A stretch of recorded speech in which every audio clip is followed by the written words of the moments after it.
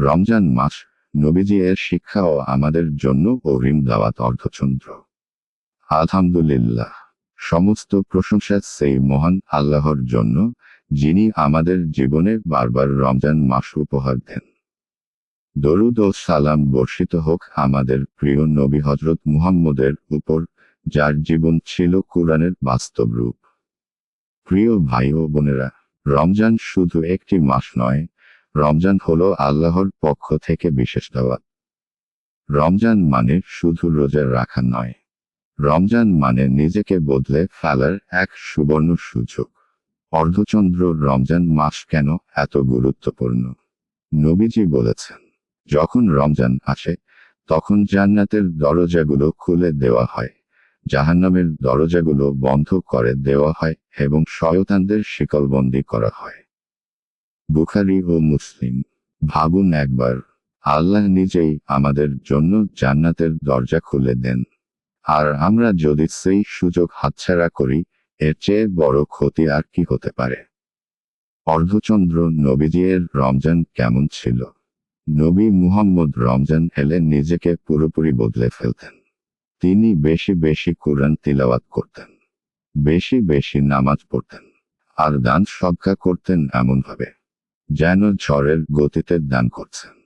হাদিসে এসেছে, রমজানে নবী দান করার ক্ষেত্রে বাতাসের চেয়েও বেশি দয়ালু হয়ে যেতেন।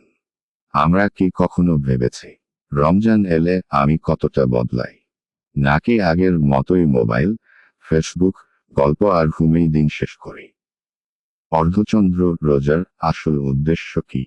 আল্লাহ কুরআনে বলেন, হে ঈমানদারগণ, তোমাদের উপর রোজা ফরজ করা হয়েছে, যেমন ফরজ করা হয়েছিল তোমাদের পূর্ববর্তীদের উপর, যেন তোমরা তাকওয়াবান হতে পারো।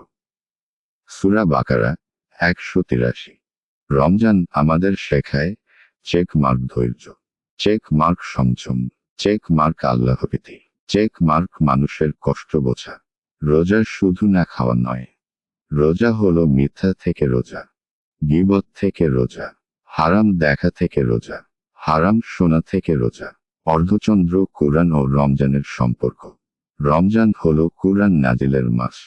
এই মাসে কুরআনের সাথে সম্পর্ক না বাড়ালে রমজান পূর্ণ হয় না। নবীজি বলেছেন, তোমাদের মধ্যে সর্বোত্তম সে ব্যক্তি যে কুরআন শিখে এবং অন্যকে শেখায়। প্রতিদিন যদি মাত্র 10-15 মিনিট কুরআন পড়ি, তাহলেই দেখবেন রমজান শেষে মনটা কতটা নরম হয়ে গেছে। অর্ধচন্দ্র রমজান আমাদের জন্য শেষ হতে পারে। প্রিয় ভাই ও বোনেরা, কেউ গ্যারান্টি দিতে পারবে না এই রমজানটা শেষ পর্যন্ত পাবে কিনা।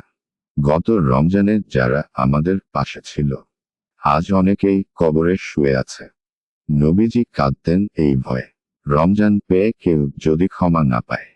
হাদিসে এসেছে, ধ্বংস তার জন্য যে রমজান পেল অথচ তার গুনাহ মাফ হলো না।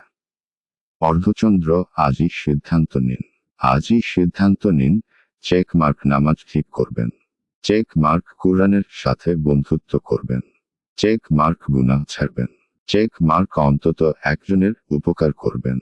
হয়তো এই রমজানটাই আমাদের জীবনের শেষ রমজান। অর্ধচন্দ্র শেষ কথা ও দোয়া।